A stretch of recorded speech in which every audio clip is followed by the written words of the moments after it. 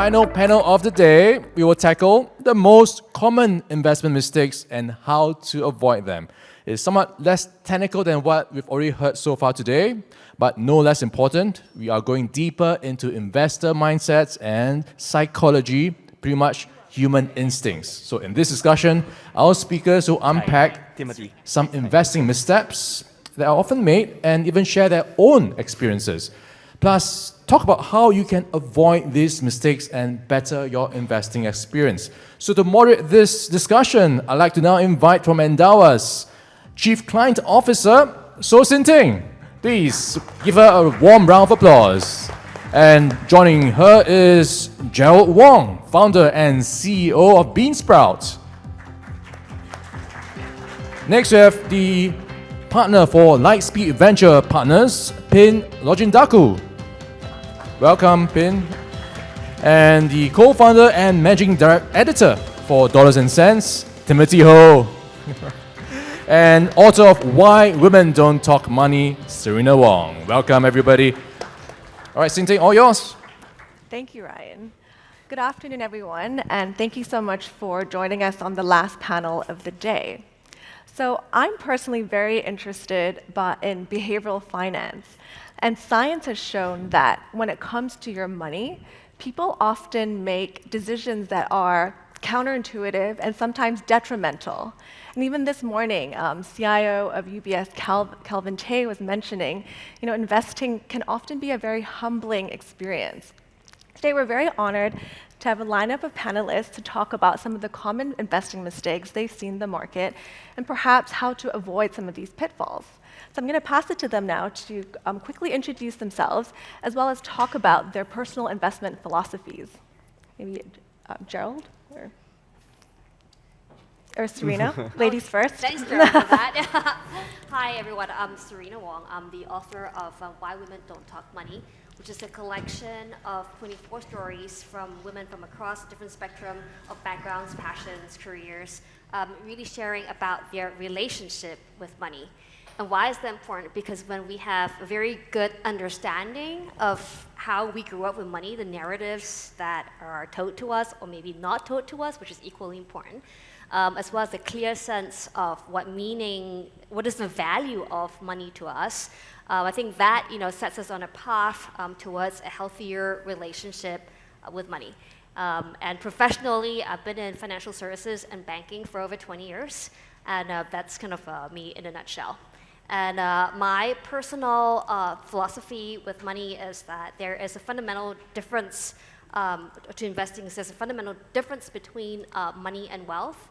To me, money is all the things that gives you resources and things that you can buy and do things with, and wealth really is all the things that money cannot buy, and which is maybe even more important than what money can do. Yeah. Thank you, Serena. Yeah, hi, I'm Timothy. I run this finance website called Dollars and Cents. So I've been doing it for about 10 years full-time now. Glad to see so many people. I came around 3:30 and I was like, wow, how did so many people get off work on a Friday? I thought it was a Saturday, right? So nice to see that work from home is still the kind of the norm. Unless you work in Amazon, then you're on YouTube. Right. Hi, everyone. My name is Pin. I'm a partner at Lightspeed Ventures. We are a venture capital firm that invests in startups. I think I need to make a declaration that we are an investor in Endowus, but a very important one. Thank you. But I, personally have been a user before I was an investor, and I love to unpack some of the kind of the reasons why we ended up investing. But my personal philosophy is, if I don't know it, let the expert do it, and I can better use my time somewhere else. So that's kind of the personal investment philosophy. Yeah. Hi everyone, my name is Gerald. I run a financial insights platform called Beansprout. We started about 3 years ago providing Singapore retail investors insights on Singapore stocks, bonds, ETFs, and different asset classes. Prior to starting Beansprout, I was a research analyst in one of the investment banks in Singapore. And my personal investing philosophy would be that to be able to grow your wealth, you need to grow your knowledge first, and that is something that should be as easy as growing a bean sprout. Yeah. Wow. I love that line. Thank you. Gerald. It's well practiced. So maybe I'll start with Pin. As someone who looks at investment opportunities in the private markets all day, how do you invest your own money, and and what are some of the lessons you've learned along your investment journey? Yeah. So just full declaration, I work, I spend a lot of time working as, an investment manager. Outside of that, I actually pretty much am very lazy. So I, have a lot of my personal wealth, obviously on Endowus, been on the journey with them since they only, allowed us to invest in mutual funds and all the way now to a different asset class, and I'm a big user.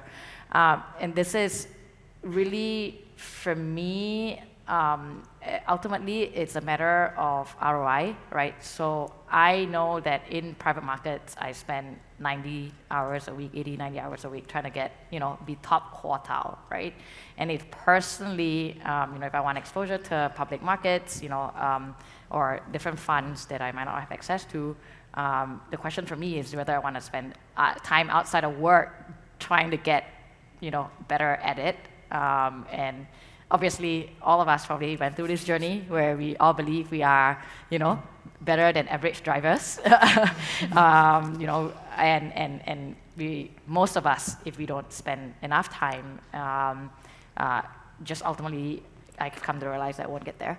And if you believe in long-term, compounding effects of the market, then the most important thing is to be invested, and to be invested in a way that is low cost, that automates and try to curb my own desire to outperform the market, to time the market. And so for me, kind of just tools like Endowus are kind of where I majorly put my effort, my wealth. I do have a personal private stash, and that's generally in the funds that I'm part of. Again, it's because I have access to them at a very low cost, and I also have full visibility into the works of the firm, right? So I used to work at Tiger Global, I now work at Lightspeed, so I do have personal commitments to those as well. But I do have asymmetric information when it comes to these funds. So. Thank you, Pin. I mean, it really is one of human fallacies, right? We all think that we are better than average. Let me move on to Gerald. What are some of the most common investing mistakes that you've seen Singaporeans make when it comes to their different stages of life? Okay, so at Beansprout, we actually communicate with retail investors on a frequent basis through our different community channels. So I get to observe some of the reactions that investors have across different asset classes and across market events.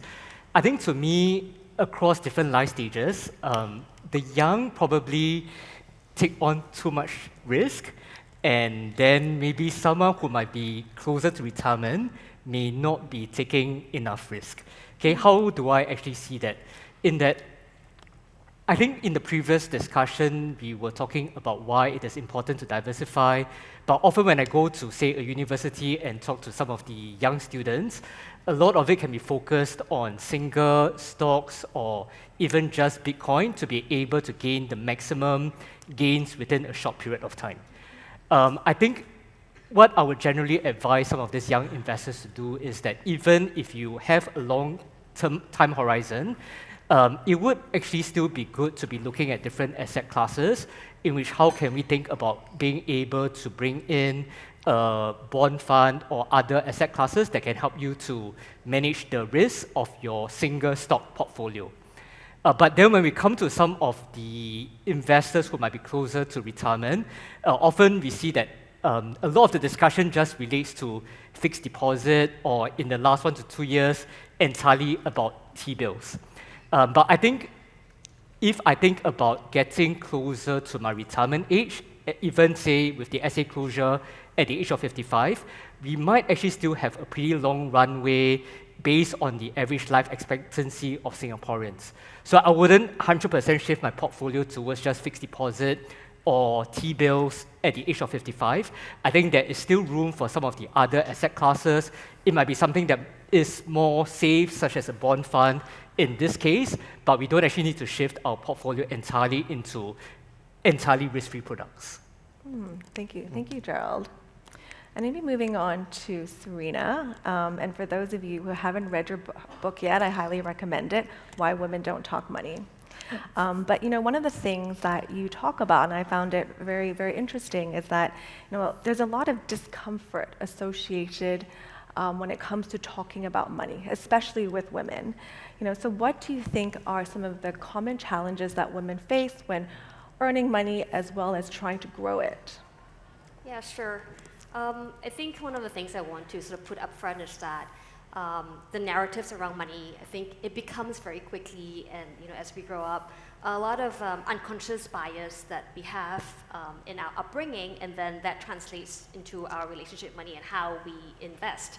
But I think one of the unconscious biases, especially growing up, in an Asian society, is that in the families, we tend to transmit the message that I think for boys and males, like, hey, go out, take risk. It's more kind of rough and tumble play. And then very often, when it comes to the girls or the females at home, it's about what we call in Asian to be guai. Guai means, how that translates to money is not risk-taking, means you're very good. And a lot of women in the book tend to be very good at saving.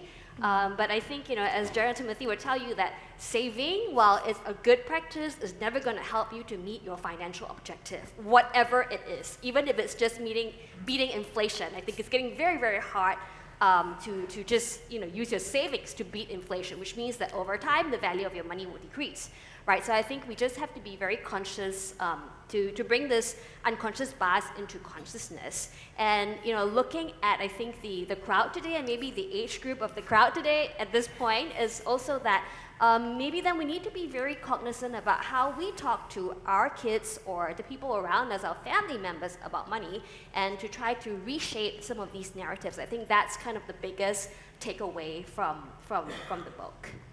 Okay, thank you, Serena. And maybe just a follow-up question to that. I mean, what are some of the ways to start talking about money? Especially I think with young kids, right? Something that I think about, because I feel like schools don't teach about personal finance. Yeah. And so you really have to start talking about some of these subjects at home in daily conversations. Yeah. So I think that, to follow on Pin's analogy around driving, isn't it shocking that, we need to get a driver's license to be able to drive a car on the road, but we're never taught how, financial management or money management, and then when you go to school and university, you can apply for a credit card, and then, you could be on the path to financial destruction if you are not ready for it, right? So I think, it's a very good point, something that it's that literacy really is could be definitely improved, and definitely it starts at home. Yes, I think to be very conscious about bringing that values into conversations around the dining table and the daily kind of activities. But I think most importantly for us is to be personal examples, because, well, I don't have kids of my own, but clearly I can see that kids are so smart these days. They don't look at what you say, they look at what you do, right? So if, let's say, you're saying that, investing is important, but then they see the parents at home not investing or don't have that confidence, then I think it's a very big dissonance. So I think we really need to come back and look at ourselves and what do we represent, and what is the value of money to us, and what kind of value we place on it. Okay, thank you. Thank you. Maybe passing it to Tim now, to a more, I guess, slightly behavioral finance focused question, right? We often witness a lot of panic selling during volatile markets, like when we saw equity markets fall quite dramatically in August, right? Fear and uncertainty tend to drive investors to make very short-term, maybe irrational type of decisions. Why do you think investors tend to act in this counterintuitive way, right? Sell at lows and buy at highs.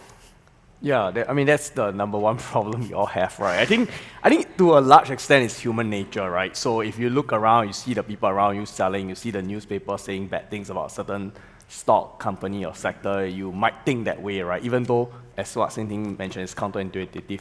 I got an example, right? So I stay in the East, so during the COVID period for about 1 year, I go to Changi Village for the nasi lemak very often, all right? I mean, there's a lot of things, but I go for Changi Village nasi lemak. And for those of you who has been there to Changi Village, you all know there's a few nasi lemak stall, right? So because I've been there so long, I know which one I prefer, I know the quality roughly. But I always observe sometimes, right, the queue. The queue can be very random one. What I mean by that is that sometimes you will see store 1 having a long queue, and store 2 and 3 there's nobody, right? And then you think, oh, that one must be good, right? And then next week you come back, and store 1 has nobody, and store 2 has a long queue. So I was wondering, why is this happening? So sometimes I look at the people who join the queue, and then I see how they join the queue. Most of the time, they don't walk straight to the queue, right? What happens is that they reach Changi Village, they see the 3 nasi lemak store, and then they look, they see, no queue, got queue. Then I join the queue, right? And I'm giving you an example because it's just human nature, right? That you see the queue, you think it must be good. And what happens is that chances are you're not getting the best deal.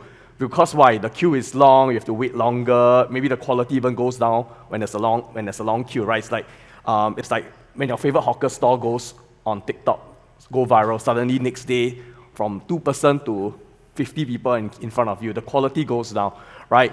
The problem, and it's the same logic with stocks as well, right? With companies, with sectors. Once I hear someone's asking me, hey, how's China doing? If I hear that same thing 2-3 times in a week, right, I know something is overblown already, right? And that's why people end up buying at the high and they end up selling at the low. It's super counterintuitive. You should do exactly the opposite, but it's just a bit harder. Yeah. I mean, I have to admit, I'm definitely culpable of this at hawker centers. Right. I'm convinced the stalls with the longest lines have the best food. But yeah, I mean, even in, I guess, my own personal account, for those of you who are Endowus clients, you know that we have our flagship portfolios, but my flagship portfolio, of which I do not pick the funds in it, have definitely done better than the portfolios where I think that, markets look cheap, valuations look low. Yeah, that's definitely underperformed my flagship. So I should try to make less active decisions and leave it to our investment team. Yeah. But Gerald, having been in the finance industry and now pivoting to educating Singaporeans on how to invest better, how do you think investing has changed in Singapore, and how has that shaped best practices? I think having been in the finance industry for more than 10 years, the most significant shift is that there are a lot of new products, new platforms, as well as information that is now available. For platforms, as an example, since the COVID period, we've seen many different financial platforms coming up that makes it very accessible for investors to be able to do so at a very low cost. If I'm thinking about investment products, I think a lot of the private market products were previously not available to many investors, but now, as an AI, I would have greater access to some of these products. Or using CPF investing as an example, I may not be able to get some of this low-cost unit trust in the past that I will now be able to access fairly easily. And then I guess the third point is really on information. In the past, you might only be able to gain access to some of these experts through limited channels, but now there is actually an access of information, whether online, TikTok, YouTube. I think the challenge really is how do I discern between the different information sources and make use of them to be making my financial decisions. So I think all these 3 factors make it maybe not easier, but something that an investor would need to know how to make use of the additional channels, the additional access to products, the additional information that is now available to be making a smarter financial decision. And that's actually not something that is extremely easy. So I think that is where educating ourselves, taking the time to understand more about each of these different options that are available would actually help us to then decide what is the best way forward. Just a follow-up question on that. Interestingly, we have someone who asked in Q&A, the rise of social media content, maybe deepfake, promoting questionable investment opportunities. How do we increase awareness, right, to be aware of some of these schemes? I think going to a trusted and credible source is extremely important. I think that is something that we actually spend a lot of time and effort at Beansprout to be able to build up. Because I think with a lot of information that is available, what really differentiates one source versus the other is really whether you come across as being trusted and credible. I'm sure at Endowus you know that that is a very key proposition that we need to be able to bring to our investors as well. And I think that is really what investors look out for today, in that there are many different sources of information that is available. Probably what I want to go to would be someone that I can trust, because it is my hard-earned money at the end of the day, and I want to make sure that I am using information sources that I know I can trust. Thank you, Gerald. Moving to Tim. As a father of 3 girls and a Singaporean building wealth, how do you explain making better investment decisions to someone who has maybe made some mistakes in the past? Yeah, so it's great you asked me, because recently I've been starting to talk to my oldest girl, she's 7 this year, about money-related stuff a little bit more, right? And one of the examples that I can think of, which seems to help, is like money is like growing a plant, right? I know I shouldn't say so much because Beansprout is here. I'm not trying to be an expert in growing a plant, but like it requires a few ingredients to work, right? So sunlight, which you cannot control, so that's the market, right? So whether the sun is hot or it's not so hot, it's not something within your control. You probably need soil, you need a place to grow your plant, and that's kind of like where you choose to put your money in, invest in, right? And then you need water, right? And water needs to be consistent, right? And so with kids, when you give them a plant or pot of a plant and soil and stuff, they get very excited in the first few days, right? So every day they look at it, even though it'll probably take at least 2-3 weeks before it even sprout out, right? And you have to be consistent, right? And one thing I realized is that patience is a virtue in financial market, which if you don't have patience, you will not be a good investor, right? It is the biggest problem, because what happens is that people are just not patient, right? They want to water a lot today, and then the plant just die, right? Or they choose not to water after a while because they lost interest already, right? But actually, if you look at a tree, a mango tree, don't ask me why I know so much about mango tree, but mango tree will take about 10 years to grow, and once it grows, it bears fruits, and every year it will have fruits, right? I have a chili plant at home. I just put the seed in there, just took off some chili, plant some water, and I think every few months it sprouts out chilies and all those things. So I think that's the problem most of us have, which is that we're not patient enough, we're not consistent enough, right? I'll add another analogy here. Endowus is like the gardener, right? So if you don't think you have the time and to curate the plant and all those things, you can always get a gardener to help you at a very low cost. Don't overpay the gardener. But the gardener still needs that 5 to 10 years at least to grow the plant to a tree, right? You cannot expect it in the next 6 months to bear fruit. So I think that's the way I think about money. That's the way I try to explain to my kids about money also, investing at least. Thanks, Tim. I've heard a lot of analogies about Endowus, but being a gardener is a new one today, and I might use that too. Pin. So Tim here mentioned, patience as one of the most important factors for a success investing. What other factors do you think there are that influence success, and do you think there is really a right or wrong way to be investing? And I'll just quickly answer the second question first. As much as I would like to say Endowus is the right way, I think the true answer is there is no right way. I think everyone is on their own journey and needs to come to a style and the level of risk that you're comfortable with. Ultimately, like you said, it's your hard-earned money, but implicitly it's also your time, right? Like how much you want to spend in what areas of interest that you have. And some people are finance geeks. They love these things, like all these bonds and, private market, credit market, like they just love it. And I think for them, like you should just do whatever you want with your time and your money. I obviously also hope that you get rewarded for it. So I would say for sure there's no one right way. Do whatever is comfortable with, but just know that you bear the risks, you bear the consequences, and there is implicit amount of time that you have to put into being the best in class. And again, always remember, 90% of retail investors do not beat the market. If you think you can be that 10% doing just 1 hour of work a day, I wish you all the best. I do think it is an implicit bias.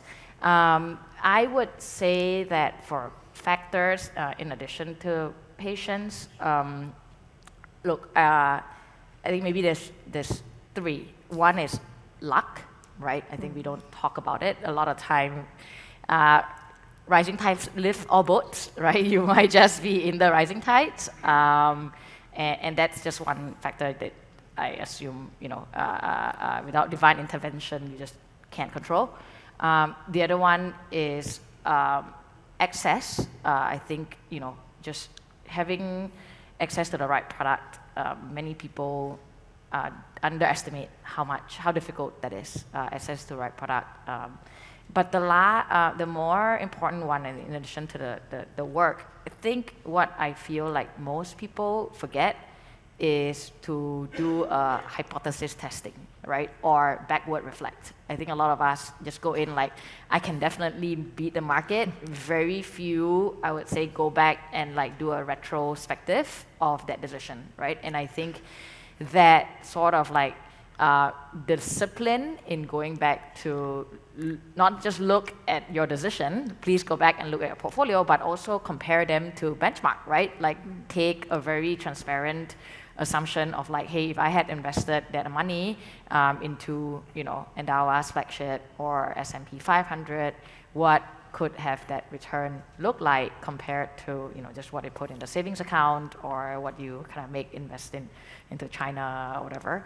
And I think this feedback loop that you need to be disciplined in helping to create and being very disciplined about creating is probably what's going to move the needle for you if you so choose to spend a lot more time in this than just... I'm going to riff off that. Yeah, just please. to add, I think, to what the panel has said.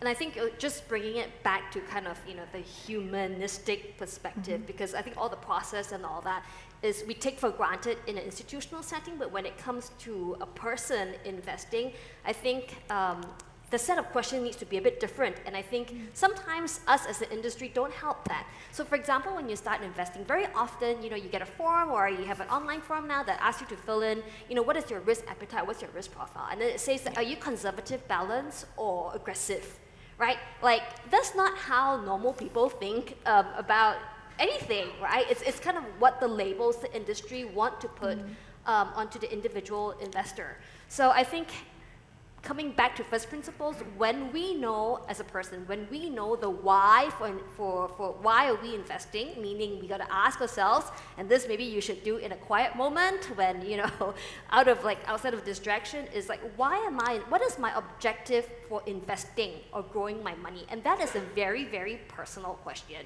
There are a lot of very generic answers you can give, for retirement or to take care of my parents or to, for kids' education. But that is not asking the why. I mean, that is a very surface level answer, why. So why do you want to plan for retirement?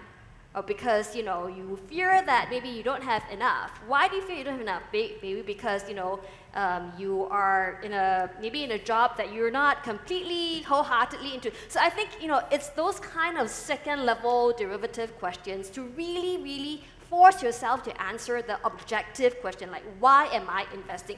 Because when the why is clear, the how, it becomes a much simpler journey.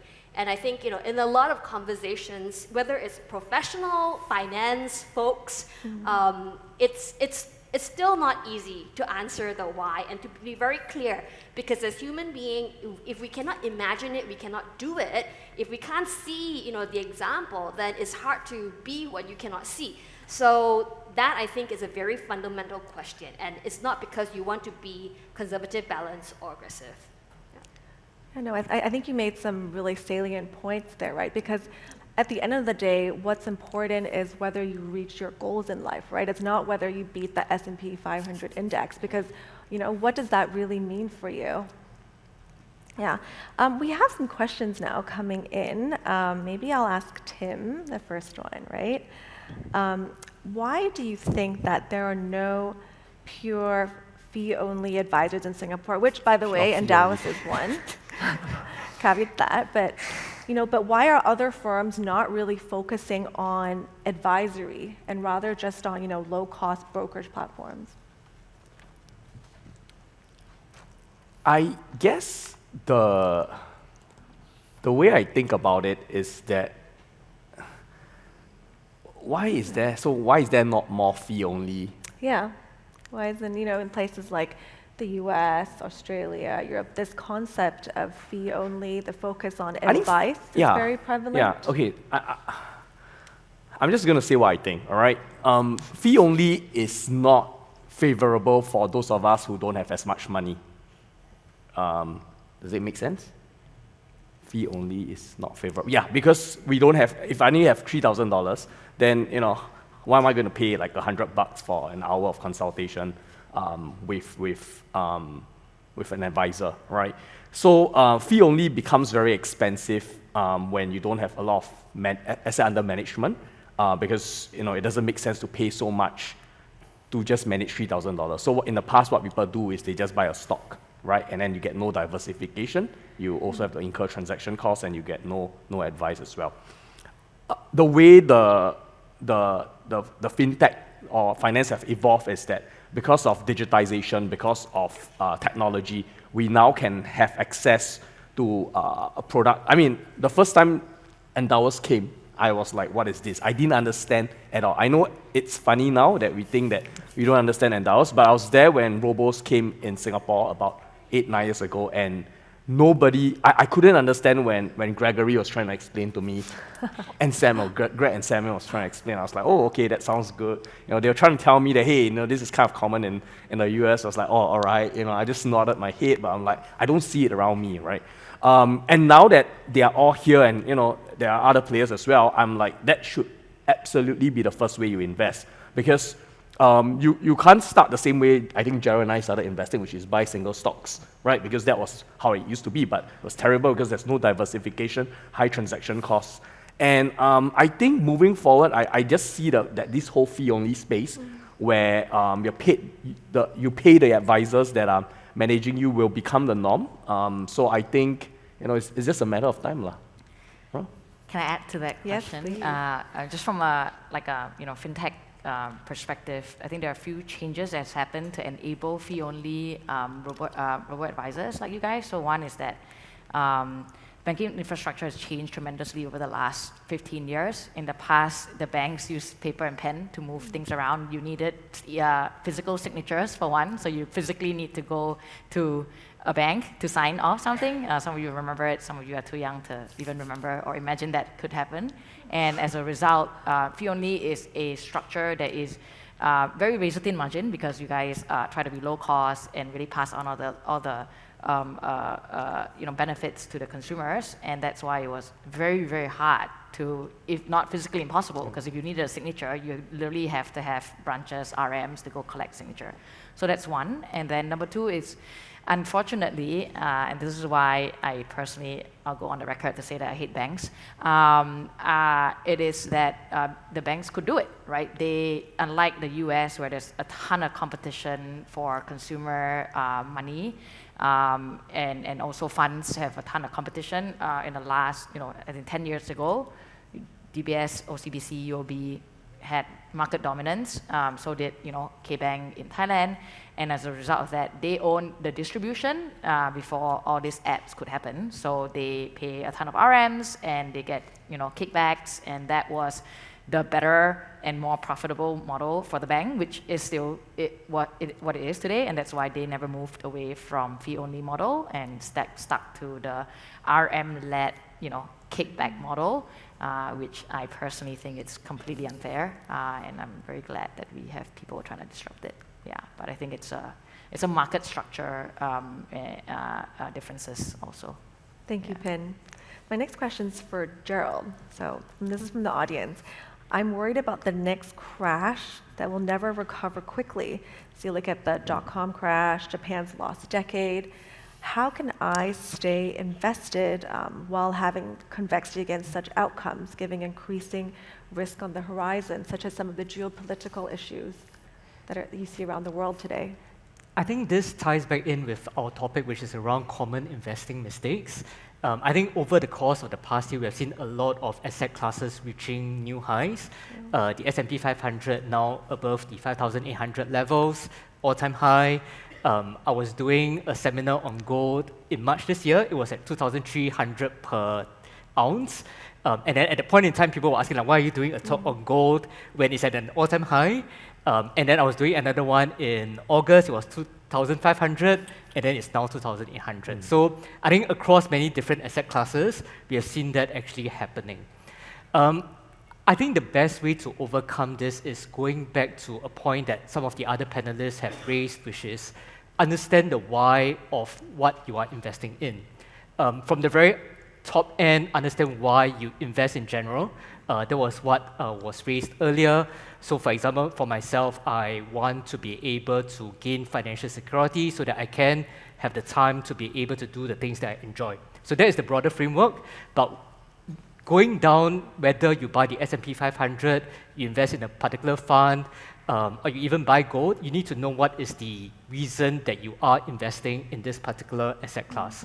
So for example, I may be investing in S&P 500 because I've seen the long-term historical returns, and I believe that that is something that I would feel comfortable with over the long term. Or I feel that I want to be investing in gold because it is a hedge to my portfolio when there is an increase in geopolitical risk. So when you have the investment thesis, which is what I would often call the key reason why I'll be buying or selling something, then I think that gives me confidence and comfort such that if there's going to be changes in the market environment, if there are going to be slight dips, I would know that at the end of the day, I stick by my reason for buying this asset class, and I can actually go to bed at night with a peace of mind as to why I continue to hold on to it. Thank you. Can I give a very lazy person answer to that also, which is that actually statistically, even, I know you guys have a chart that statistically, even if you buy at the high, at every major crash, given long enough time, you will definitely beat, at least the savings rate, fixed D, and most likely your personal investment that is not consistent and you try to pick the market. So that's one, just for, statistically, over 40, 50 years, and Singh can share this, proven. So I would say, and underlying all of that is actually human progress, right? So if you believe that 10 years from now, dips or whatever, COVID, right? Like we will all emerge and progress better and more efficient society that creates value. The market should reflect that. And if you're in the market consistently, and with a lot of discipline, your money should be compounding at similar, trajectory. So that is a very lazy person's interpret, To add also is that because now it's so easy to check like the balance like on your app or on your phone, right? And don't check. That's again to our topic around investment mistakes and human psychology. Is that like you want to check and look at it all the time. And I think that's what kind of feeds off that panic or that feedback loop that says that do something, do something, do something. So I think, again, coming back to the awareness, be very aware that that is a natural reaction to it. And then look at something else. Look at your CPF, like kind of it's more steady going upwards. Is your CPF balance or something? If you keep looking at the plant, you'll find something to pull. I love this thing. Back to the gardener analogy. We're running low on time. I wanted to just end with a quick question for all of our panelists today. If you could leave the audience with one sentence of advice, like what would that be? Gerald's looking at me again. So I'll start then. And I think, again, coming back to the topic of money is that I think, money can be very kind as well. It's not just hard dollars and cents. Yes, you're investing for certain objectives, but I think just also appreciate that there's a certain softness and kindness to money. And, that could be giving back, that could be spending time, with family, going on holidays, building memories, all of that. So money is not just hard dollars and cents, it's also very soft and kind. I'll go next. Ping mentioned that luck, right, being one of those things. So I always tell people that I just assume I have bad luck when I invest. When I invest, I always assume I have bad luck, right? So I always tell myself, oh, if I invest in China now, I think the price confirm go down one, right? So then what do I do to counter that thing? The answer cannot be don't invest, right? Because if you don't invest, then you also bad luck, it will go up, right? So I always invest thinking that I'll have bad luck. So I always have a strategy where two things I do. Number one, I prefer, I'm not as clever as Gerald, so I can't time the market. So I prefer a DCA approach towards investing, right? So just put $200 a month into some investment portfolios that I already have.